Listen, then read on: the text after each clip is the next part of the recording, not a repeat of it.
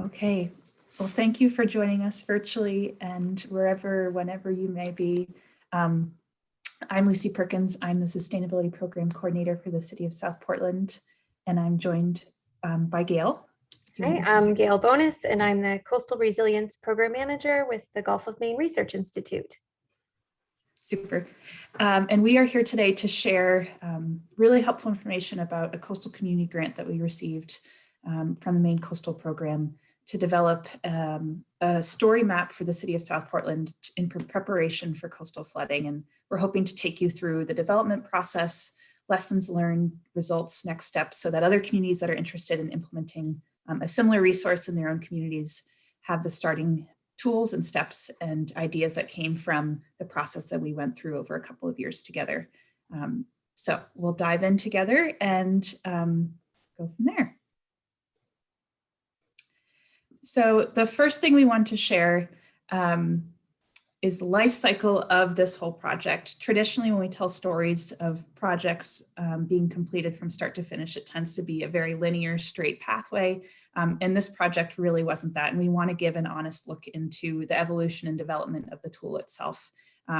It had its ups and downs. It was iterated on many times, refined and changed with input and knowledge and thoughts from experts, local experience, and municipal staff. So this is the approach through which we want to share the story of this story map itself and the development process so that you can see and learn from some of the lessons that we took in along the way and hopefully can end up with a similar product and building upon the knowledge that we gained throughout. So just to ground us in the purpose and project goal and start on the same page, the origin of this project grew out of sort of an evolution and growth of processes within the city. We completed the Maine flood resilience checklist. We had started some climate planning processes, and we're starting to build out a staff dedicated to climate resilience. And we just had to sort of step back for a minute and figure out, let's begin with some data-driven work that we can really map the risks and vulnerabilities of some of our key systems. So we're looking at infrastructure, ecosystems, economic systems, and social systems.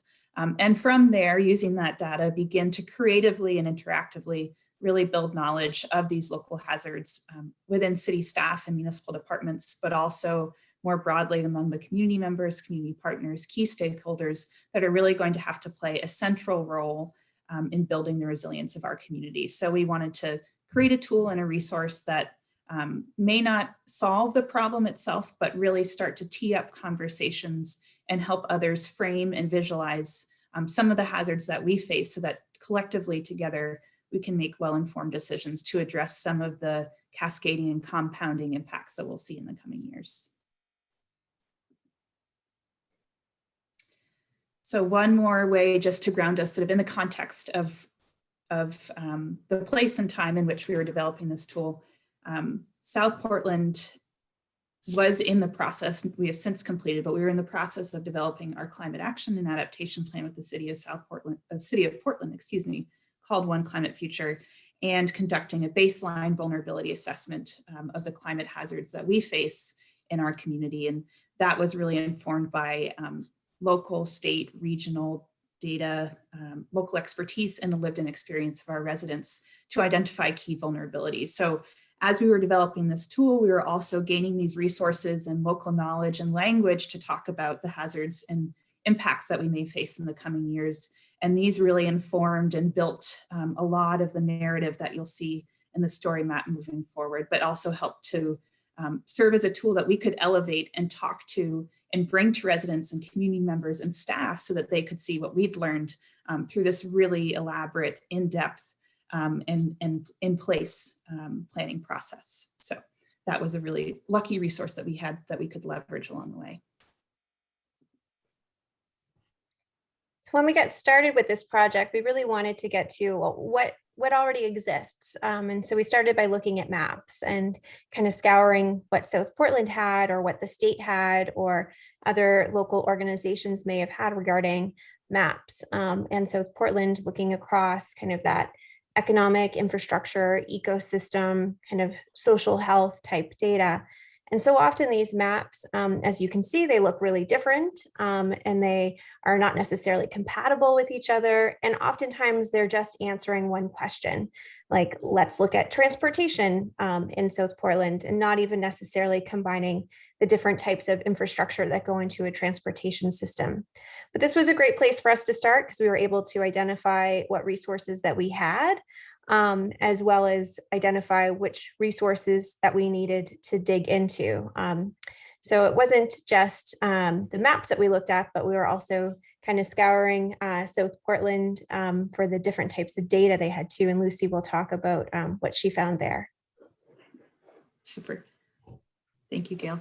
So there was a lot, and part of this process, we spent a lot of time going into our municipal database, what was available on a regional or state level, and then also figuring out what was not available and we had to create. So what you're seeing here is a table of our first pass at just trying to figure out what's out there and what do we want to bring into the story and narrative that we're creating about building resilience in our community. So we were looking at ecosystem data, we were looking at economic data, infrastructure data, and community data. And you'll see the first few lines of that community data we created through funding from this program to really build out and help to build that visualization of what does community resilience look like? What are the resources that people rely upon on a day-to-day basis that could be impacted by coastal hazards? So through this really growing database of information and trying to figure out what we wanted to incorporate into our story map, we tried to return to those project goals. And this was a very iterative process as we returned to that sort of undulation of the creation of ideas. We were going back and forth to this list, and it was expanding and growing and then coming back in size to try to think about how can we best visualize the risks and vulnerabilities to our infrastructure, our ecosystems, our economy, and also our social systems, lived experience of our residents, and how can we use that data to build the knowledge of our staff so it is informative to the assets that we're planning for, to the neighborhood level comprehensive plans that we're doing, and to the community and how they move around. They go from a job to a home to a grocery store, and how can we elevate all points that are really important in those conversations and bring the right data in to do that. And I think as we move forward, we'll continue to evolve what's included, bring in new data as it's available. And so this was really trying to think critically about the availability, the reliability, and the depth of what we can create. So as Lucy shared, a big goal of this project was to bring together a lot of these disparate data sources to meet the original goals of that we had set out of increasing the knowledge of coastal flooding impacts to community members, like what areas are vulnerable, what do those complex impacts look like, and really kind of emerge what that larger, more gnarly problem is across the community. And also to create a space for community members to then engage in this decision-making process by being more informed and being able to recognize those points of contact where they can be a big part of this conversation as we're deciding what our community is going to look like in the future, and they can be informed participants in that. So really wanting to make sure that this resource was going to meet those goals, we did some prototyping with our kind of first pass of bringing together all this data and all these different maps. And the things that we learned is that folks are really eager to look at this data. They're really hungry for it, that they're really engaging in it, but also that they really want to see that complexity. So really wanting to, like we looked at earlier, not just look at one data set alongside with what does the coastal flooding hazards look like, but let's look at multiple data sets together. And how do we frame that complexity by looking through these different lenses? And so that really shifted our thinking as we then evolved the project to instead of just looking at transportation issues and coastal flooding, but instead let's look at infrastructure more broadly. And then let's look at community resources more broadly, ecosystems, and those economic resources too in a community. And how can we bring that framing lens to looking at this data? And also we're creating a storyline that's going to make these kind of complex issues really relevant to community members. So that way they can really see themselves in the data. And as Lucy just said too, like, how do you function and live in your community? What is it that you value? Which places do you need to go to or want to go to and access? So even though me in my home, I might not be impacted by flooding, but my community is. And how does that in turn affect me? So making them relevant, these issues relevant and also personal for all community members was another goal of that. So really shifted our thinking as we then created this kind of more final project that you see. So another goal as well, Lucy, you want to jump to the next one? Yeah, and before I do also, I just want to jump in. This prototype testing was a brainchild of Gayle's, and it was really to stop us sort of halfway in the design phase to see, are we meeting those goals? So we created, it might have been a 10 or 15 question survey that either led users through certain tasks in the tool just to make sure that they can navigate the way that they're intended to navigate, but also to ask, to ask them to reflect on what they are taking away. So you're seeing here some responses of the impact that engagement with the tool and the resource had on them, as well as then at the end, as Gayle was mentioning, some open answers, ideas about, what more complexity would they like to see, and that further drove us to continue to improve and really iterate on the tool itself. So thank you. Thank you. Yeah. Great. Thanks, Lucy. So also we had a goal of wanting to create common language. We really want everybody to start grounded in the same thing and really be grounded in the science. So a goal of this project is to present the most current, most relevant sea level rise science to the community of South Portland. So you'll see this here. And it's not just looking at what are these projections over time, but what do they mean? And what's the uncertainty between each of those? And also, here's what they look like on a graph, but what does that really look like in a community? So putting those numbers on a graph into a geographic place. So that way, when you're referencing, 2 feet of sea level rise, you can have an idea of, is that a big deal or is it not a big deal? And where is it a really big deal too? Where are those areas that are going to be vulnerable under those different scenarios?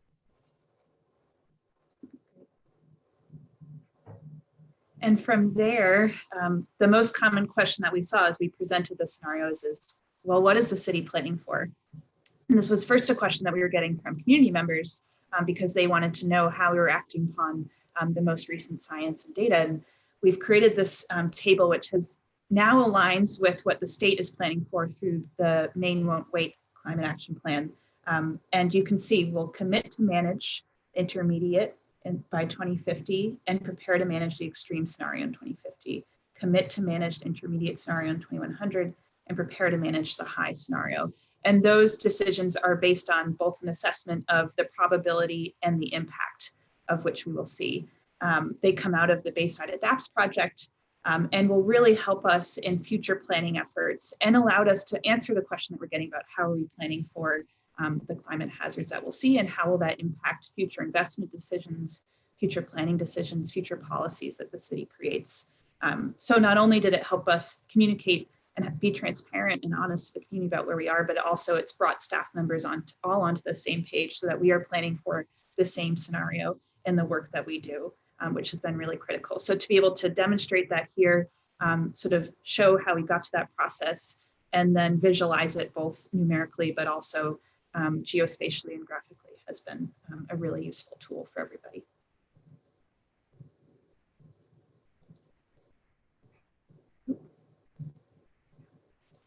So as we shared, our goal was to bring together these different data sources, which you'll see laid out here in this section of the website, where we're looking at resilient ecosystems, resilient economy, resilient infrastructure, and resilient communities. So it's not just bringing together those different data sources, but also bringing together the different stakeholders behind the data sources. So the people that perhaps use these resources or are responsible for them, whether those are business owners or different department heads within the city of South Portland, because we're all going to need to think about together, how are we going to make not just our kind of resource by resource or property by property more resilient, but as you can see here in this map, where we're going to have multiple different resources impacted at the same time under different sea level scenarios or flooding scenarios.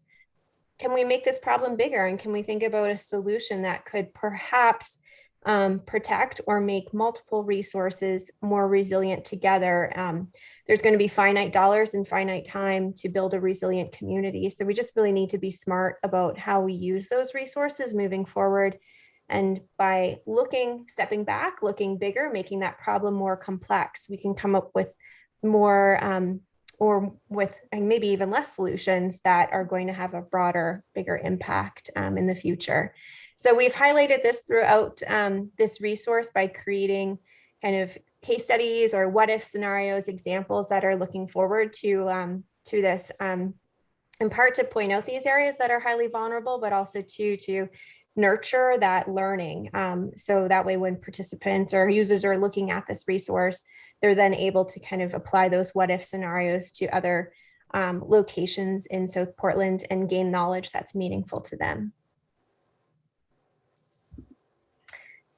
And then another piece too that we have learned engaging with community members over the years is that when you're presented with a problem, you are really motivated to then, well, what can I do? How can I support that solution behind it? So we didn't want to just leave folks with, here's this really complex problem that South Portland is going to have to grapple with. We really wanted to support them in a really meaningful way in contributing towards that solutions and those solutions. And one way is through citizen science. The Gulf of Maine Research Institute just recently launched a coastal flooding citizen science program that we are currently expanding, and South Portland is one of those cities that we're happy to be expanding with.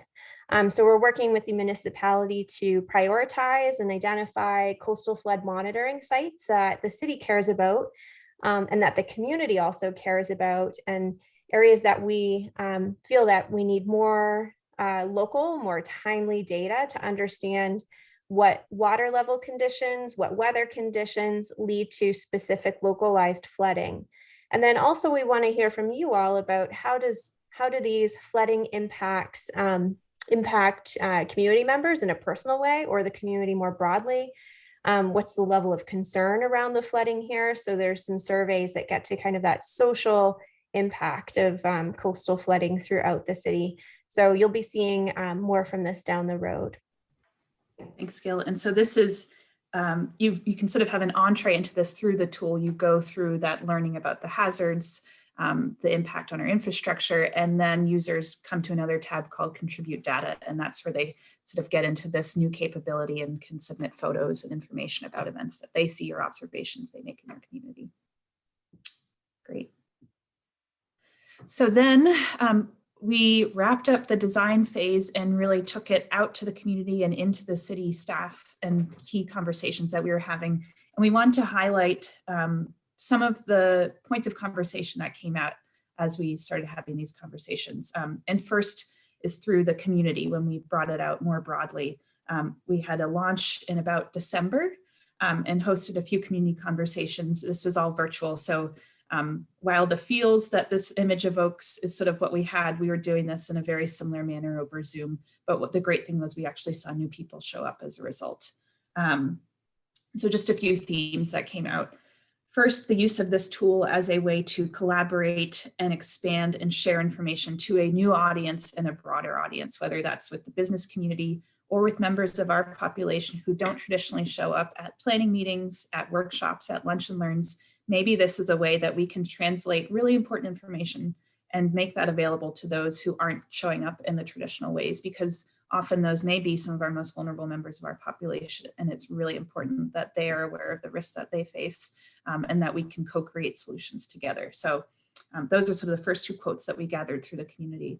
We also then just got a lot of questions about, to Gayle's point, was, well, what does this mean for me? How can I take action? And starting to think, where does the city go from here? How can I do things on my property? How will I be equipped with additional resources? And what does this mean for my place? And what can I take action on? So we were prompted to think critically about, our next steps and what resources and solutions we continue to provide to the community to build that local knowledge and equip them with the tools that they need to become more resilient.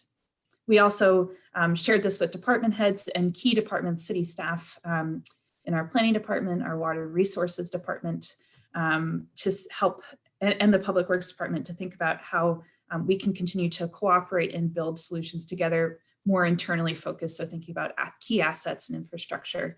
And they shared again that this visualization is really helpful in planning for climate scenarios and really doing the work that we elevated before about what the city is planning for integrating that and operationalizing that into their own planning. So having these visualizations is a new way that they hadn't thought about climate hazards, and it's going to be really helpful for us moving forward to be sure that we're all planning in tandem. So from here, there's some next steps that we wanted to share with you so you could see sort of where we are in the process and how we continue to build and use this tool moving forward.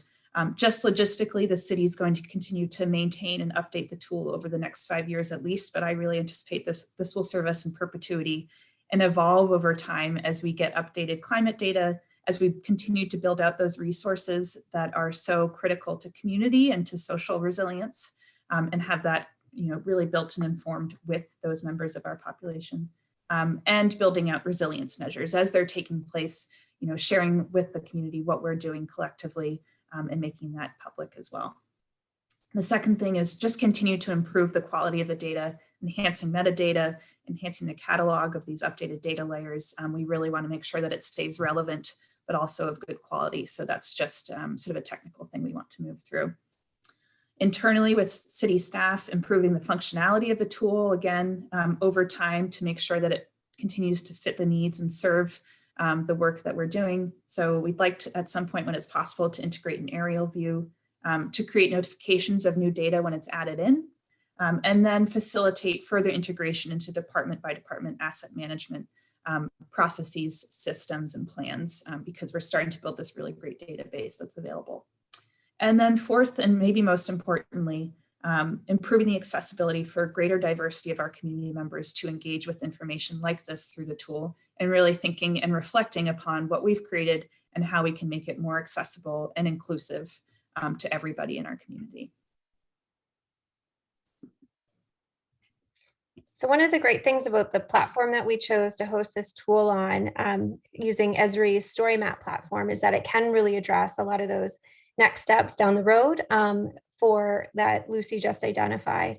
It provides a really flexible platform for uploading different map layers, for displaying those in different ways, different templates for maps. And it really focuses on how do we tell a narrative and show that geospatial data at the same time. And then it's a pretty user-friendly platform for going in and making edits and adding new things and updating the data as it becomes more available. Or if you have new case studies or things to share, it's a great place, or it's an easy means of doing that. So that was done very purposefully. And also we use this platform in another intent too. So although the resource is really highly localized to South Portland, it's telling their narrative, it's showing their place, it's telling their stories, it's complements the current work that's going on around climate change adaptation in South Portland. It's creating a framework that could be used anywhere. So it's a space where any other municipality or perhaps a region could upload their own climate, their own mapping data layers to look at different climate hazards. So maybe it's not just looking at coastal flooding or sea level rise, but you could be looking at a different climate hazard too. And it provides a framework for telling that story and also looking at it under different lenses. So it may not be those kind of economic, ecosystem, infrastructure, and neighborhood lenses that South Portland selected, but perhaps there's different framing lenses that are more important to your community or to your region that could be taken in its place. And it's also a great place to kind of celebrate those successes and the things that are happening there too. The Storymap platform provides a great template for showcasing kind of those case studies as well. So we're really hoping that that the South Portland mapping project is seen as a framework that can be used in other communities and perhaps in other regions, as you're really wanting to bring together different data sources that may never have met, or also perhaps identify where your data is missing and have a place for new data to be hosted and to be able to look at it together to emerge these kind of complex issues. And also it's a great tool for bringing together community members as well as the stakeholders behind that data that need to be making those decisions and looking at this together. So it's really a multi-purpose tool. It has lots of different kind of outcomes that we're really excited about, but we're hoping that others will leverage this work and this framework in their own communities and regions. Thanks, Gayle. So we want to wrap up by sharing lessons learned in a resource that we've created for other communities or regions that may be interested in implementing something similar. What you see on the left part of the screen is a development guide that we created with 4 simple steps. It will be attached to the case study that's going to be on the Maine Coastal Program website, and we'll also put it on our city webpage as well. But we wanted to just walk through 4 key things that we learned either through best practice or through thinking that would have been good to do next time, and bring it all together sort of into a cohesive story for you as you consider if this is something you want to take to your community. So the first thing is starting from where you are in order to move the conversation forward. So we're all starting in different places with different levels of staff capacity, data literacy, maybe awareness of climate hazards or availability of data itself. But we felt like it was helpful to begin by laying the groundwork through an initial assessment and a review of existing tools. And there are a lot of them out there now for Maine communities, and we really encourage you to start there before so that you're able to really move the conversation forward when you begin developing tools like this. Then build and refine the narrative. So gather feedback throughout the process, whether that's informally with a quick sit down with staff or more formally through something like the prototyping exercise that we did, which were really critical exercises in identifying gaps in our data, starting to hear themes and common questions, and identifying areas of curiosity that different stakeholders brought to the table. And as you heard, the narrative and data shifted throughout the development process, and we continued to ask, what story are we telling and what data do we need to tell that story? So be ready to be flexible. Third, people and data. We encourage and think it worked best for us to take a human-centered approach, whether that's by incorporating citizen science, experiential knowledge, or highlighting those valued community and shared resources. In doing so, we feel like it really fosters and facilitates a conversation that opens the aperture beyond just what does this mean for my home at the household level, but to start to think community-wide and really explore those challenging and critical complexities to our community resilience. And then finally, as we all know, for everyone in this field, change is certain. The Storymap, as Gayle mentioned, offers a really unique flexibility to update data and text and framework in a way that bolsters a takeaway, but can reflect some of that change over time. And really just using it as a way to start conversation and ongoing dialogue that will hopefully facilitate future improvements and enhancement of the social, economic, environmental, and infrastructure resilience in the face of uncertainty that we will face in the years ahead. So with that, we want to wrap up. You can check out the map by clicking on the link here. We're both available through email. We encourage you to reach out for questions. And I want to take a minute to really thank and offer deep gratitude for the financial assistance from NOAA, the US Department of Commerce, the grant that we received through the Maine Coastal Program, and the Maine Planning Assistance Program at the Maine Department of Agriculture, Conservation, and Forestry. Ruta Dennis was a really critical proponent of this work and has helped us along the way. And we really encourage other communities to look at the Maine Coastal Program and coastal community grants as a way to build resilience in their communities. So thank you for joining us today. Gayle, do you have any last comments, or should we wrap it up there? I think you wrapped it up nicely. Thanks, Lucy. Okay, be in touch, and thanks for joining us.